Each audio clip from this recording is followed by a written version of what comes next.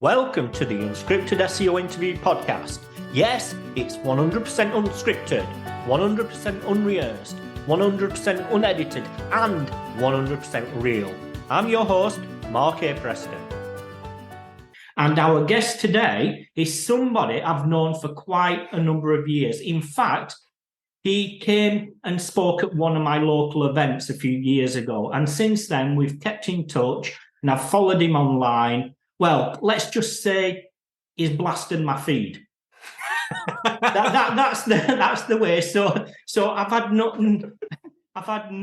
no actual reason not to follow him. But what I want to do, I want him to introduce himself because he's got such a varied background and that. Welcome, Tom Marriott. Hi, Tom. Hi, Mark. How you doing? Not so bad. Well, but for everyone that's listening to this who doesn't know who you are, could you give an overview of your background in the industry and what you do now? Because I know you do podcasts, you do various things. So just to sum it up and make sure that I don't mess anything up, I want you just to explain it. Absolutely. First of all, thanks so much for having me on. But yeah, I'm Tom. You might know me from blasting your feed, as Mark so eloquently put it, as the SEO punk. So my time in the industry, I think I've had like 10 years now. I think this is coming up to my decade in this industry now. And I started way back from the very, very bottom. Let's put it in the dark, seedy underworld of SEO and digital marketing, starting at this questionable agency at the time, sort of honing my craft, although I can't really call it honing my craft while I was there. And I've kind of just worked my way up from agency to agency, moving along. I've always spent all my time in agency world because I love it. I love the variation of work. I love working with different customers and different clients. And now today, I am director of digital marketing for a digital agency that's based here in the north of England, in Wigan. And also we have an office over in Leeds called in which we work with a myriad of different customers and clients, from small startups to all the way up to FTSE 100 companies. And as Bruce Wayne kind of has, I have a slight alter ego in that when I'm not digital marketing director at Inner4, at night I turn into the SEO punk, which is my persona of SEO on Instagram and TikTok. I decided that I thought I'd create content on Instagram and TikTok because, like I said, I've dabbled in some podcasting. I did quite a successful podcast called the Digital Marketing Podcast for a while. That was cool. And I thought I'd move into this medium as well, which was becoming really hot. And yeah, kind of got some traction on there as well, creating content about SEO and trying to teach people what SEO was actually really about. Because what I realized when I was creating that content, looking at what other people were doing, it was largely this sort of surface level nonsense, which I didn't necessarily agree with. And I wanted to be a little bit real and a little bit more truthful about what SEO was. So that's what I created. I started creating TikToks and Instagrams, and it started to take off a little bit and went a bit viral. And here I am today. Brilliant. Well, something I picked up there is you wanted people to understand SEO from a reality point of view. What do you actually mean by that? So that's a really good question, because when I was doing, so basically all the way through my career, I've had this thing where I've thought that there's this surface level SEO, this sort of soundbite SEO. Can I call it that way? It's a kind of soundbite SEO, which is just sort of people saying the easy things when they're teaching people SEO, do your meta titles and your descriptions. And these are all important things and everything, but it was so surface level. It didn't really push the boundaries of actually what SEO was in reality. And there's a whole new level of SEO, which if you sort of crack that egg and break it open, and understand it in reality, in simple terms. And that's what it is. And this is the other thing. People can overcomplicate SEO as well. They can overdupe it. And I didn't like that. And it was almost like people were intentionally trying to overcomplicate SEO in order to make themselves sound more valuable. And I didn't like that either. So I wanted to sort of break this down and introduce people to the realities of SEO. And I always hark back to the fact that really SEO in its really core principles can be very, very simple. And that's what I decided I wanted to create content about. So that was what I was meaning when I said that. Okay. So now you do create an awful lot of content on the subject of SEO, but how do you constantly come up with the ideas of what to record? So this was a very difficult process of working this out. And if there's anybody that's listening to this that is maybe obviously is interested in SEO, but is interested in content creation in general, then heed my advice, okay? What I originally started doing was I just had ideas, they popped into my head, and then I'd go around and record it. With a phone in my hand, and it was awful. Okay, it was terrible. And the problem with that is you'd have an idea, and then you wouldn't be able to really articulate what you meant. It would be a bit confusing. You didn't really have a sense of purpose when you were doing it. And it was a bit messy and I didn't like it. And no one else liked it either because no one would view it. So what I ended up doing was I ended up trying to create a bit of a process and a system in the same way that I would with SEO. I just didn't put the two together, that you have to have sort of processes and systems in place to do this job well. You know, we all have master spreadsheets that do all these things. And, and I didn't have that for my content creation, which was crazy. So I ended up creating a system, which is that I'd have an idea, and the idea would start with what would be my would be the entity, the thing, the point that I'd want to get across. So, whether that would be, talking about Google algorithm updates, for example. And, I would talk about the fact that, people get all up in arms and go crazy about Google algorithm updates. And actually, the reality is that Google algorithm updates have changed quite a lot over the years of Google. There used to be these big things when we were talking about Panda and things like that. Now there are all these tiny little bitty changes that go along almost each and every single day.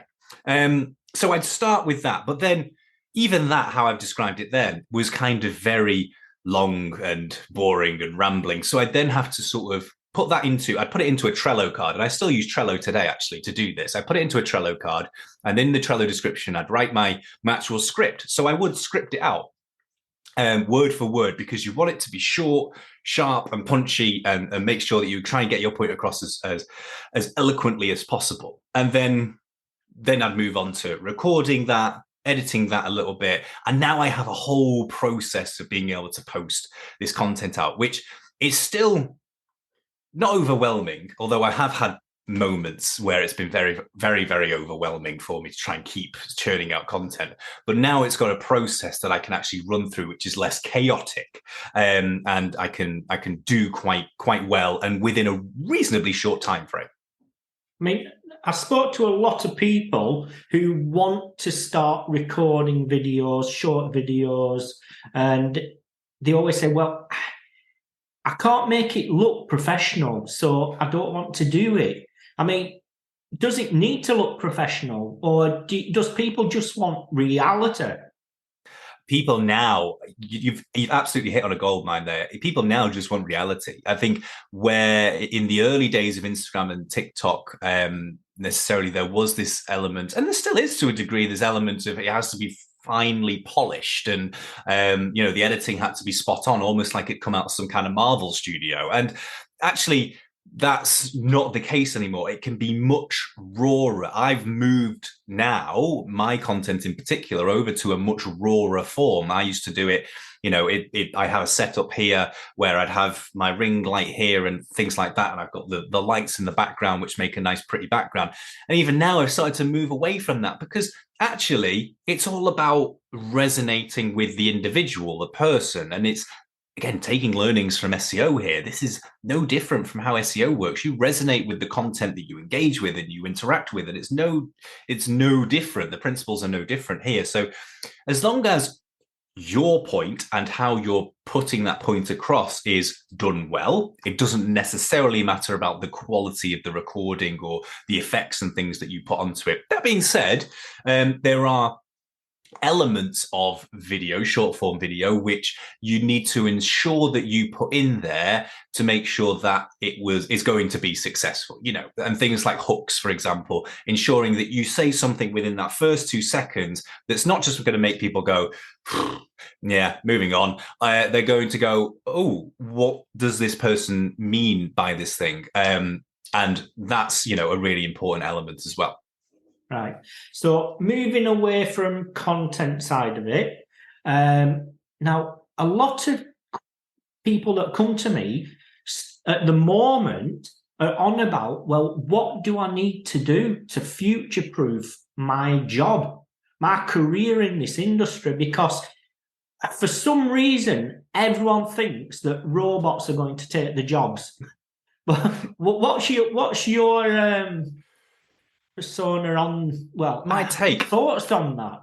Yeah, so I'm getting a lot of those questions as well. So a particular strand of my content is about AI at the moment, and how AI is affecting all manner of different things in marketing. Actually, a lot of my job at the moment is surrounded by AI, and I keep getting asked these questions, and it's the same thing that I'd say, let's go back to the Industrial Revolution, okay? There was a big shift in how the workforce worked and things like that. Yes, there was change and there was getting used to that change, but at the end of the day, there were still people that had to manage and maintain these machines, and manage and maintain these railways and things like that. There still had to be the people to do those things. And this is no different in this entity when we're talking about artificial intelligence. People coming, copywriters coming to be worried about the fact that their jobs are on the line because AI is going to do copy. Well, the fact of the matter is, yes, AI can produce copy. It can do that, and it can do quite a good job of it, actually. However, when we're talking about SEO and when we're talking about rankings, actually, it's going to be the human-based copy that's going to outperform the AI copy, and we know this because of how Google have set out their principles themselves. They've turned around and said, our principles of copywriting and copy are that you need to make sure that you have all these things in it: expertise, experience, authority, and trustworthiness. These are all entities which really AI, without the appropriate input that you place into it, AI can't really replicate. You can't replicate unique experience, and that was the reason why Google introduced it into your copy through AI, because AI as an entity doesn't have that experience. So we're all not out of a job yet. Us as marketers, us as copywriters, whoever you are, we're all not out of a job yet. There still needs to be input into these machines, into AI, to be able to produce these things. And it's just about a case of adapting. And SEO is no different to this. SEO needs to change and adapt, as we have done in the past 10 years, in the past 20 years, to be able to keep up with what's going on. This is simply another one of those adaptations that we're going to have to make. So what is it about SEO that excites you? Why SEO? That's a really, really good question. I always get asked about what sort of SEO is, and this kind of falls into it because a lot of people have this belief that SEO is a kind of manipulation.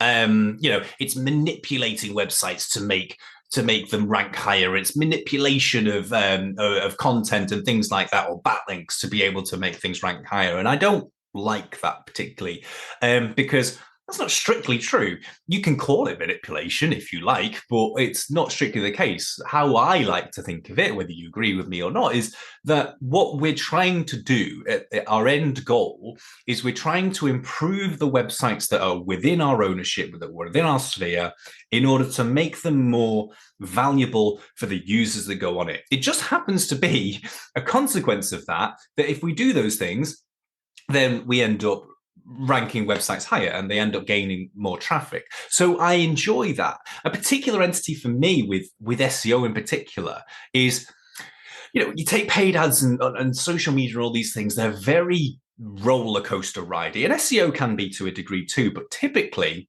with an SEO strategy, it's almost, if you do it right, it's almost growth and growth and growth and growth. It's an upward hill that you just go up and up and up and up. And yeah, it can be difficult and it can be a struggle to climb up that hill, but it's that upward hill that I, over a long, long period of time, that I kind of love. And actually, I have a client meeting later on this afternoon. I'm going to be shooting off into the office, and I'm going to be speaking to one of my favorite clients, because that's a client that I've spoken to, and it's my favorite client because of this very reason. We started with them when they were a startup. They were three young lads that had an idea and they wanted to do it, and they came to us with this idea and they entrusted us with it in order to build them an online presence, in order to build that traffic and their business as a consequence. And now, 3 years later, they are a £3 million turnover business from organic SEO alone.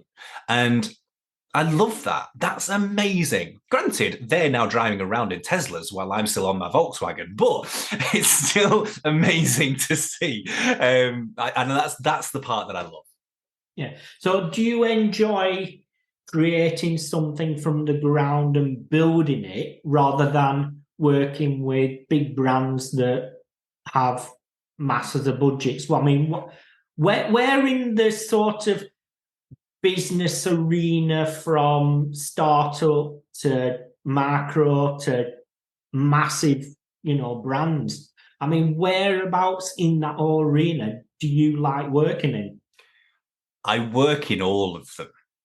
So I hope my FTSE 100 companies are not listening at this moment, but I work in all of them. I particularly enjoy when they are small, and to get that growth, that growth spurt, to get them to that medium, even to that medium level. And I really love that part of it.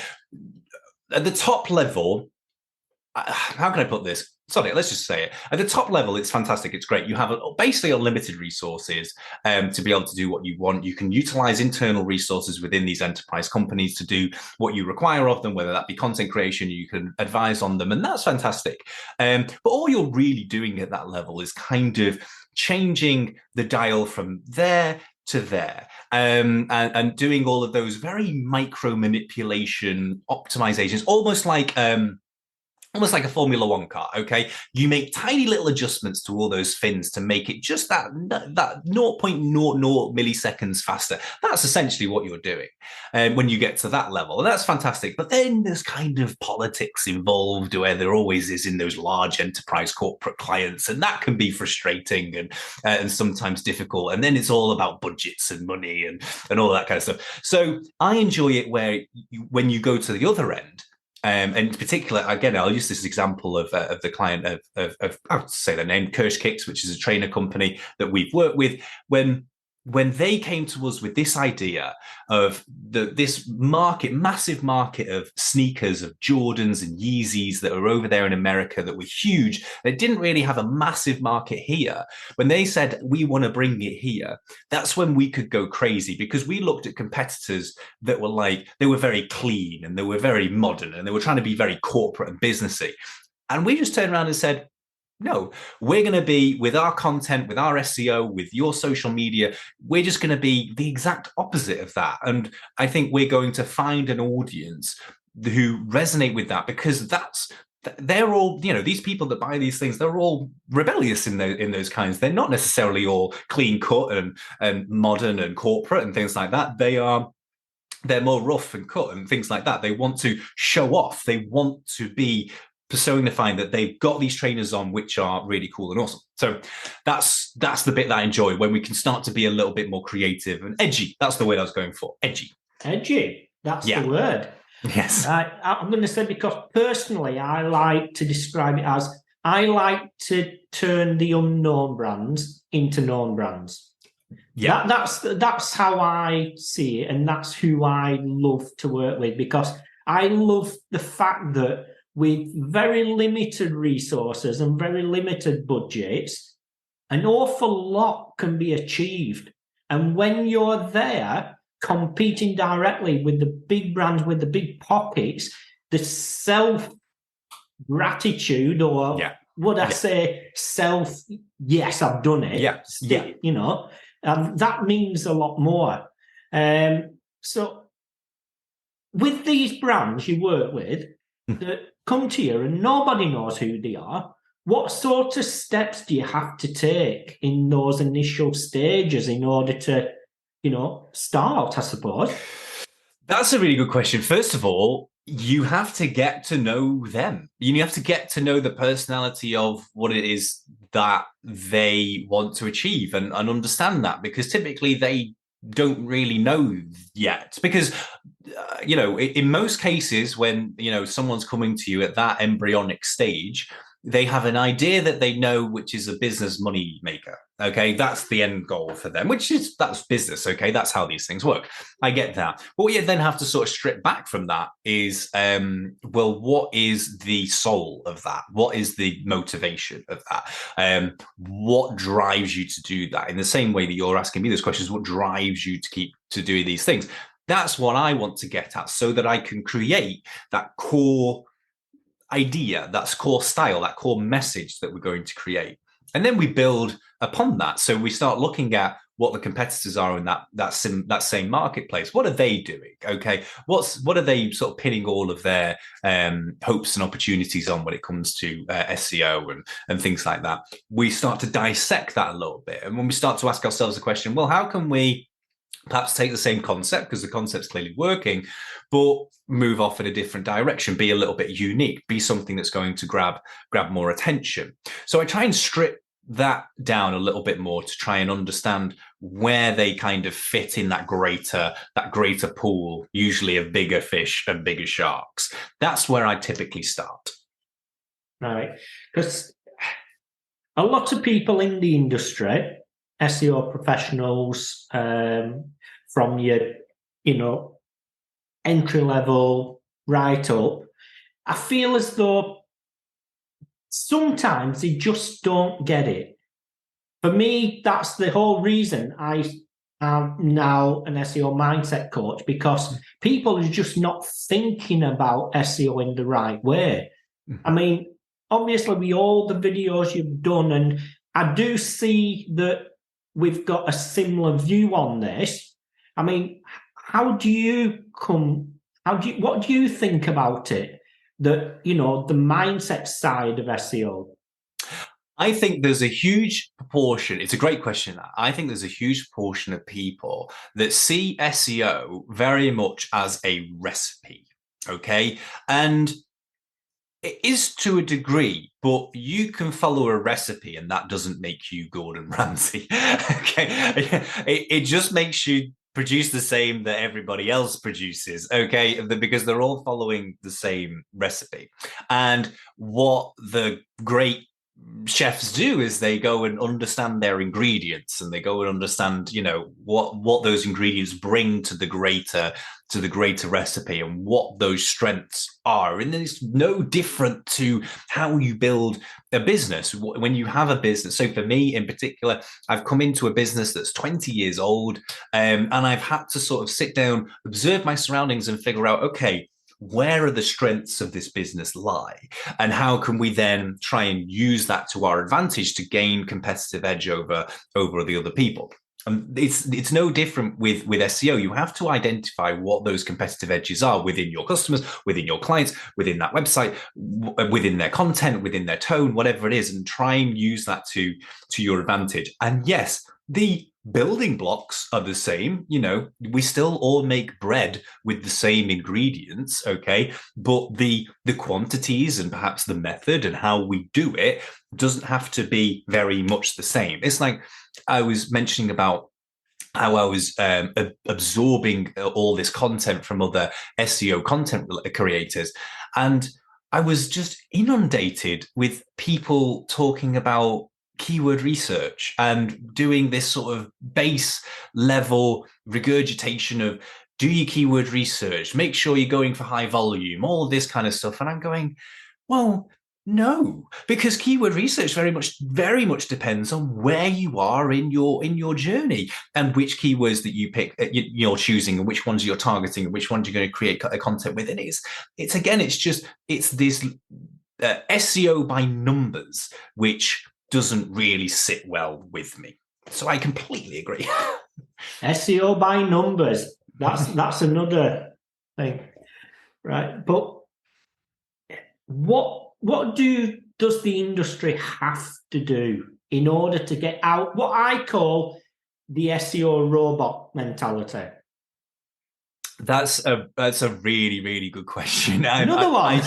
It is a really good question because I suppose I'm trying to be part of it. And there are individuals like yourself, like ourselves, and like other people in the industry that are trying to move the mindset of SEO on a little bit and progressive a little bit. And I know I'm putting myself in that pool, but and that's a bit egotistical, but I am trying to do that by just trying to, even in my little micro niche of Instagram and TikTok creation, for example, just trying to move people on from this easy to absorb content to actually something which is of value. And there are people in the SEO industry that are trying to do that, which is great, much more than there were many moons ago, many years ago. There weren't many thought leaders that were willing to express and change the dynamics of SEO as there were. And hopefully now, with the introduction of, say, AI and the ramifications that bring, the changes that Google's going to bring to potentially, what's been recently announced as a new form of search, I'm not calling it a search engine yet. I don't believe that's the case. A new form of search with what they're doing. These changes might be the shot of adrenaline that is needed to start changing basically putting all of that behind us a little bit. Because the dynamics have changed. Look, we've had the same screen of Google for 20 years, okay? For 20 years, we've had that same screen. And I think soon that's going to change. As soon as that changes, people are going to understand, okay, well, SEO is different now. SEO doesn't go away. I've had people come to me and said, oh, SEO is dead. Yeah, no, it's not. SEO is not going to go away. It's going to change, and it's going to go in a different direction. And hopefully these changes will start changing the mindset of SEO, not just within the industry, which does need to change, but also outside, because there's still quite a negative mindset, again, SEO by numbers, around the SEO industry, people looking into the SEO industry, which needs to change. And hopefully that's starting to happen. Right. So you're a director within an agency, yes? Yes. Okay. Now, how is the agency model changing in the industry, or is it, or are there still... Does the traditional agency model need to start adapting? It needs to start adapting 100%. Our agency model is already quite different in the fact that, I've been at agencies and other agencies, and the mindset has always been very production line. Okay, it's, again, SEO by numbers. We're just going to put the things in place that need to be put in place to get to what we believe is the outcome.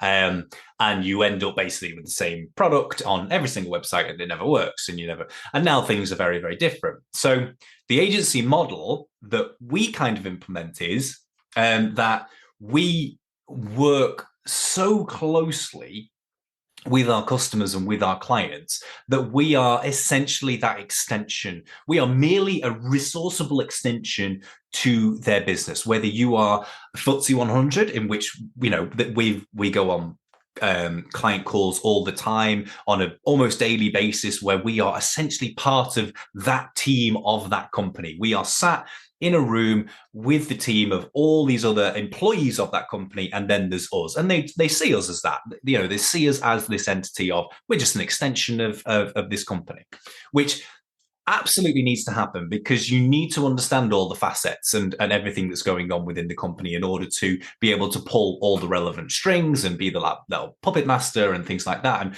be involved and ingrained in it so that you can take what you need out of it and advise appropriately. And again, that's the other shift.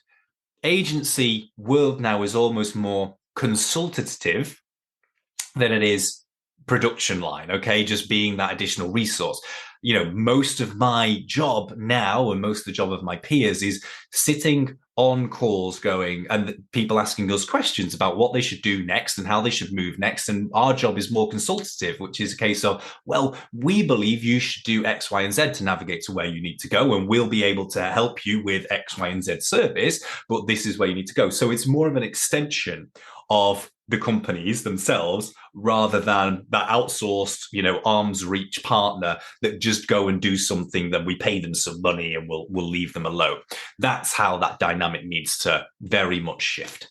Right. So when you think of that, basically you are just their, say, digital marketing department within that company, right? Yeah. Do you believe that approach has a long-lasting impact and relationship rather than the short, burst?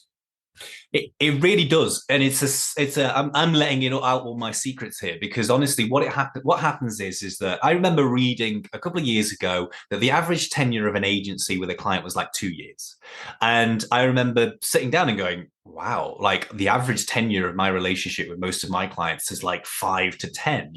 There are some clients that have been with this corporation from the very, very beginning.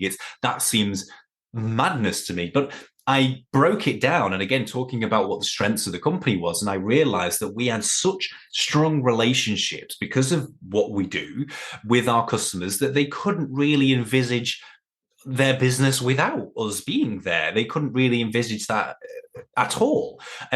So we had these very long tenures, and as a consequence of that, what ends up happening is in these companies, people inevitably move on and they go to other companies, and then they go into their companies and they say, oh, well, you're looking for a digital agency? Well, I've worked with these guys and they're amazing and great. And that's generally now how we generate new business, majoritively by people moving on and going to other companies and going and saying, oh, these guys, we've worked with these guys and they're great. And they're just, they're almost like part of the team. So that's essentially how our whole model now kind of operates. And it's been very, very successful for us so far.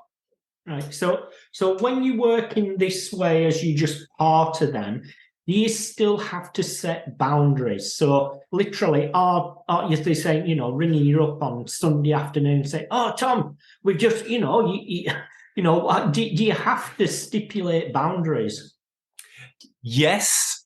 And yes, you do. What typically ends up happening, actually, you get past the point. So that does on occasion happen. In fact, the weekend just gone, I had emails on a Sunday afternoon. I had 3 fall in at the same time. Now, to be fair to the guy, I emailed back and he said, why are you responding to me on a Sunday? I went, oh, sorry, I just thought you wanted a response. And that was my fault. But to be fair, you get past the point and they almost work with you in the same light as, well, I wouldn't email my colleague at this time, or I wouldn't call my colleague at this time because I know that they're off. So therefore, I'm not going to call Tom at this time. Occasionally it happens, and I always accept it if it's an absolute disaster. We still have infrastructure and things like that happens. Things turn off. I accept that. But to be fair, we have such good relationships with these customers that, they are their peers, their colleagues. They respect not just us as an outsourced partner, they respect us as part of their team and as part of, colleagues that are helping them achieve their goals. So they typically respect us as such, which is great. Wonderful. I want to bring the conversation back onto SEO somewhat, because it is the SEO Unscripted podcast. It is. But I do feel like the agency conversations are important for everyone. But Me too. As far as the SEO is concerned, now, what part of SEO have you seen to create the biggest impact for businesses?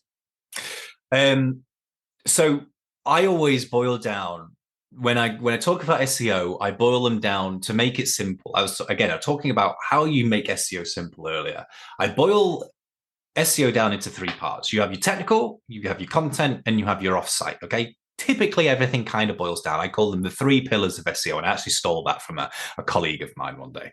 And I the biggest impact typically nowadays, it used to be technical. I would say it was a very technical led industry before, but now, and obviously there was a lot of weight towards backlinks, but very much seeing now the retreat of the impact of backlinks. Now, I'm not saying backlinks are dead. I know we see all of these things, backlinks are dead, but they're not, okay? They have an impact. However, it's what I really see make the biggest impact now, certainly in the SME space, the startup in the SME space, is content. Okay, content is absolutely key and absolutely crucial, and it's all about not necessarily creating the most amount of content or generating quantity. It's about creating content which resonates with the audience the most and answers their questions. At the end of the day, all content it's answering the questions, and this is the reason why I'm so hung up at the moment with how this is going to change as we move into AI and AI features embedding themselves into search, and how that's going to sort of factor in, because it's going to be a real interesting one, how this is going to work. But yeah, to answer your question without diverting off into another some alleyway somewhere, I would say content's the biggest key element of SEO at the moment. Write content which answers the questions of your audience. But before you do that, you've got to understand your audience. So what's your ideas, thoughts on the SEO industry heavily focusing on content topic hubs? I mean, it's a strategy, it's a system. Okay, it's essentially the same entity. It's all about creating content which answers a question. Do I believe the hubs make an impact in terms of adding authority to a particular topic and making sure that yes, probably. It probably does have an impact. However, I can't stress enough that I've seen enough cases of websites that don't have that raft of content that allows them to create that tree, those hubs, to know that if you just create good content, even a single piece of effective content that answers a query and a question better than anybody else, is still going to be effective to rank and generate you a huge amount of traffic. So again, I don't think that the lean towards creating a huge raft of content is important. Again, and I know this is a cliche, but it is about quality and the quality of that content. And this again comes back to the point that actually quality content writers, sometimes with the support of AI tools, there's nothing wrong with that, is a really powerful thing for companies at the moment. So what sort of tools as research tools should SEOs be using to find out what they need to get the writers to write about for the website? I am a bit old school when it comes to this. So, the best tool to finding this is using Google and typing in those words and reading what is in front of you and seeing what's there and identifying the quality and identifying the gaps.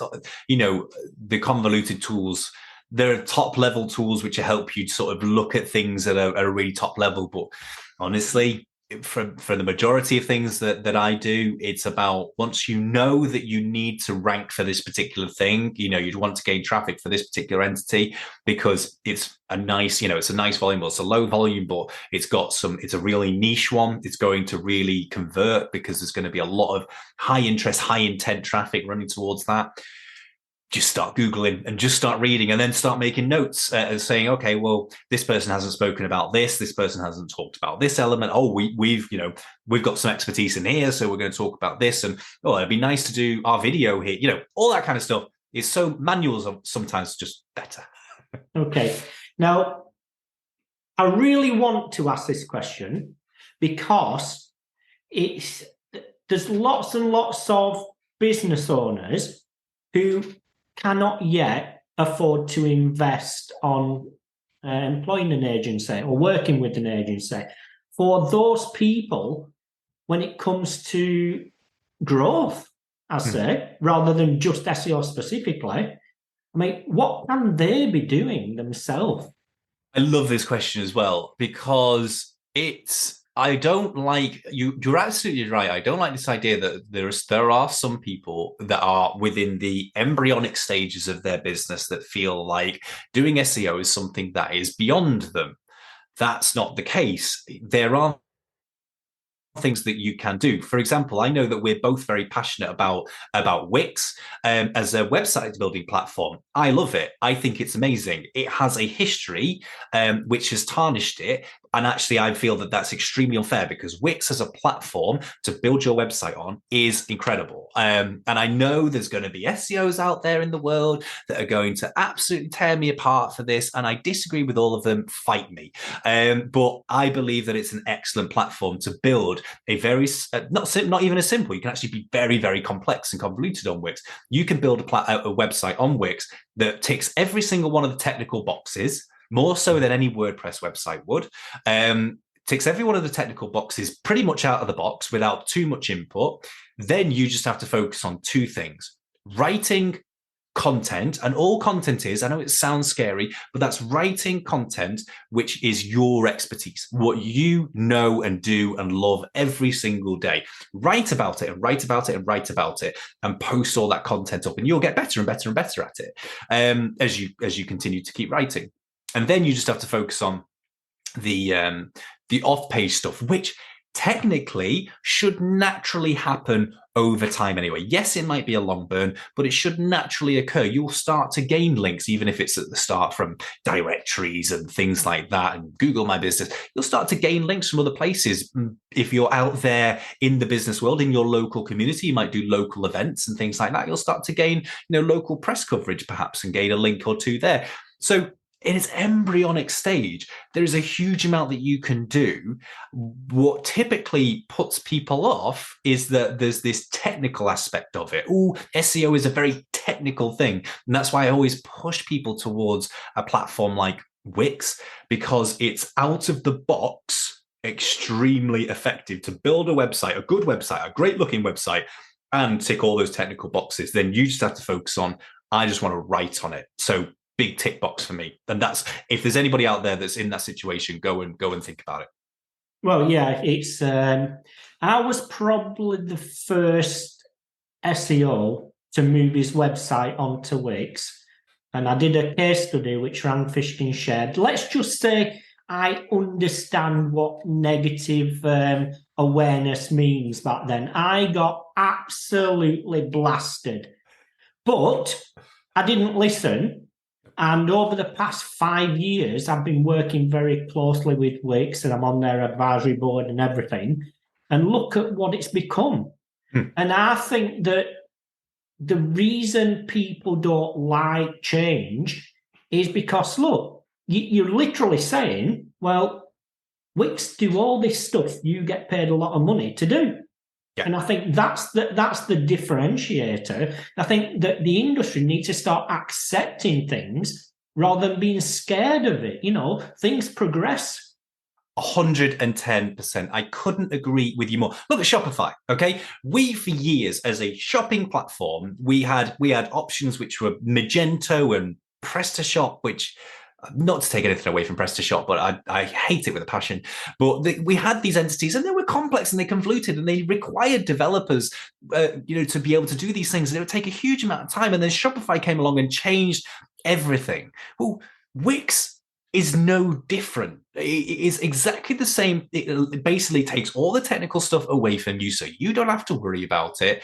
You just focus on making something that looks great, add your content, and away you go. So much so that over the past 12, 24 months now, I've been pushing the agency to move over to start building their website on EditorX, because EditorX, and I know this sounds like an advert for Wix now, and this is actually not what I intended it to be, but because I actually truly believe it, EditorX as a platform is amazing from an agency-led platform. So we can go and do the build, but what we can do for small businesses for SMEs is we can build small, simple, and with complex features within it, small, simple websites at a very low cost base, which is what our customers want to achieve, because they want a starting block website which they can grow and they can develop over time. And when we were using other CMSs, which required more technical infrastructure, that required building with databases, etc., in the background, we couldn't do that low cost because it required so much work in order to get to that point. So Editor X allowed us to build something, and then it just allowed us to create responsive websites easily, because its ability to be able to make everything responsive, bring everything down to mobile, it ticks so many boxes. So we pushed the agency towards basically delivering that as our sole low level brochure kind of website. But even then, it allows functionalities like blogs, like shops and stores at a simple level to build upon. It's fantastic.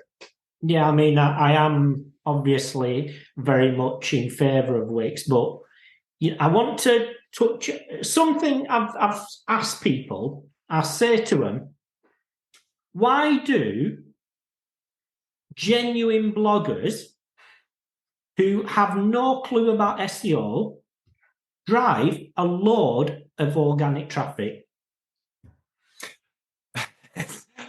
Rather than paid traffic. Yeah, like literally, I've had bloggers come to me and say, "Oh, Mark, I've got this blog, and I just, like for instance, a female solo traveler who just traveled the world, just writing about her experiences. Literally said, "Can you just have a look at my website?" I looked at the stats and I was blown away. It's like the stats that SEOs would die for. But she said, "Well, can you teach me about SEO? I don't know anything about it." I mean, this is the sort of this goes back to the mindset side of it. Yeah, exactly that. I think people don't realize is that when you can strip away, exactly right. Mindset of SEO is still very much, it's a very technical thing, and it's very complicated, and therefore it needs to be dealt with in this way. And it's really not. In its very simple form, it boils down to those three pillars which I mentioned before. And if you can tick off the technical pillar, which is less of an impact than it used to be, and you can tick off the off-page stuff, which again comes naturally over time, especially if you're a blogger and you're writing about experiences which people want to connect to and engage to, and point links at as well. Travel bloggers is a great example of that. Someone else will create a travel blog and said, "Oh, I was inspired to go on this trip because of this blog," etc., and you create backlinks that way. Once you do that, at the end of the day, it's about creating content. And all creating content means is resonating with the audience that you want to attract and appeal to. And then Google will do the rest, because it knows and understands at this level, at this entity which Google is at now, it understands what good quality content is. So let Google do the hard work. And that's how you drive amazing levels of organic traffic. And I've worked with a lot of bloggers, in fact, and I've seen those incredible traffic numbers which they can achieve organically, and they don't have a Scooby-Doo. They still come to me, worrying about the fact that, well, most of the time they come to me because their site's been hacked, but they do come to me worrying about, the tiny minutia. Oh, my CLS is now 0.0003 more than it was 4 days ago, because they've read this very soundbitey SEO advice, which says, "Oh, well, you shouldn't go beyond this point because it'll be absolutely terrible and catastrophic." And that is not the case. Focus on the core principles of SEO. And if you can provide them, it will reward you. Don't overcomplicate it. Keep it simple, stupid, as they say in the agency world.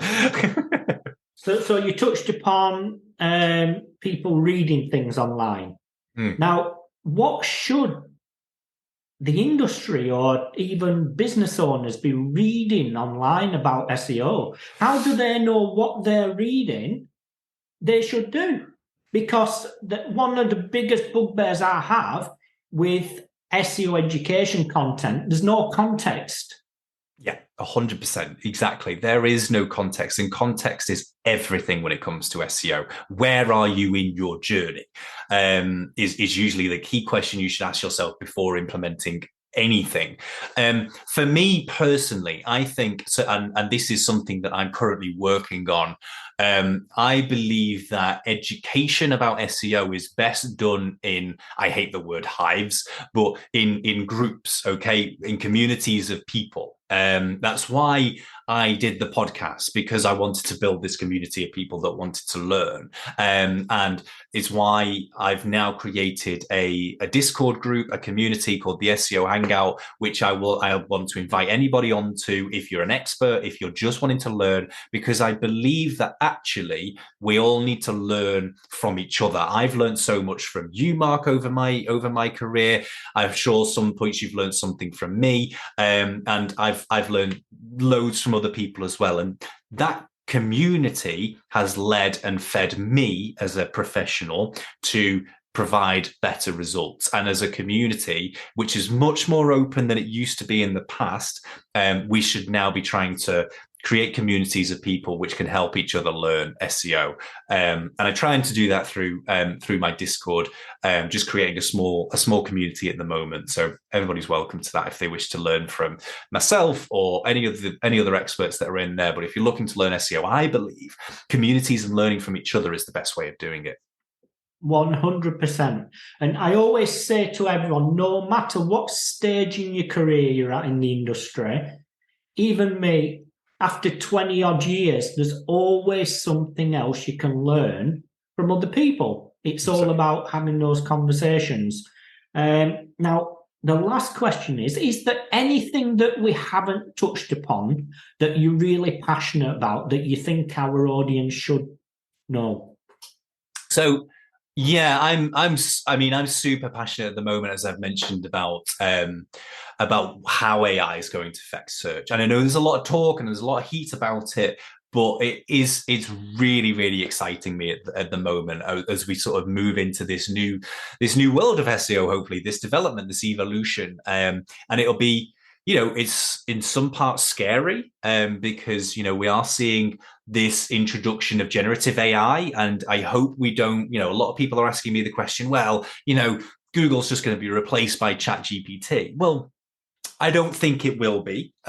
Personally, I really don't think it will be, because I don't think we as humans believe that we are going to accept generative AI responses in search at all, because we all crave options when it comes to the material and the content that we consume. That's the reason we have multiple news TV channels. It's the reason we have multiple newspapers. We all want options when we choose to consume our content. So I don't believe that's the case. However, if it goes down that pathway, then there's concerns about content creation. Are content creators going to keep this very delicate ecosystem of the web alive if they're not going to get credit or traffic for the content that they create? These bloggers that we've already discussed, are they going to want to keep creating content if generative AI responses are just going to generate all the responses that we could possibly need? I don't think we're going to move down that path. I think, it would be very self-sacrificial of search engines for them to do that. However, it's going to be interesting to see how that develops and how that moves forward. I think we need to see some kind of hybrid between a generative AI and traditional search, traditional search results. I think we need to see that balance between the two. In not too distant, similarities to how we saw featured snippets in Google and the uproar that zero-click searches caused and things like that. I think we're going to end up seeing a balance between the two, and it's going to be really interesting to see how SEO develops over that time. Over that time, like it's going to be a long time. I think we're going to see this in a year, in under a year, maybe even two, of how this develops. So that's going to be really interesting for me. And that's what I'm going to be sort of chronicling on my channels as well, to see how those changes really come into play. Wonderful. Now, you've given your time up here freely and you've dropped some amazing bombs of information. Now, is there anything the audience or anyone listening to this can do for you to say thank you? As a thank you, I would love if you've listened to this, you've been interested in, what I've said, go and follow me over on TikTok. It's the SEO Punk on TikTok. It's the SEO Punk on Instagram. Granted, Mark said I will bombard you, but that's fine. Hopefully you will enjoy it. And obviously if you are interested in learning SEO or you are an SEO expert and you want to give back to a community, then I implore you to go over to those channels, and you'll find a link on my links to the SEO Hangout. It's free to join. I'm sort of trying to develop it, so I'm hoping to run some kind of communicative sessions, maybe even some co-working sessions where we can all sit together in a room and work on our websites and together in a communicative setting like we are here, and talk to each other about what we see and what we learn, and perhaps share ideas and thoughts. That would be awesome. Maybe even do some podcasts with, maybe Mark will join us on the stage one day and we can come and talk on the SEO Hangout and do some stuff. So I'm going to be developing it, but if you're interested, come and join us on the SEO Hangout. And yeah, we'll welcome you with open arms. And to finish off, what is your SEO soundbite to finish off? My SEO soundbite is, crikey. Keep it simple, stupid. Wonderful. Well, on that note, I really like to thank you for joining us today. And I want to say I'm positive the audience will get so much out of this. I really appreciate it. Thank you, Mark, so much for having me. It's been an absolute joy. Wonderful. Cheers. You've been listening to the Unscripted SEO Interview Podcast with me, Mark A. Preston. Join us next time as I interview more top SEO professionals.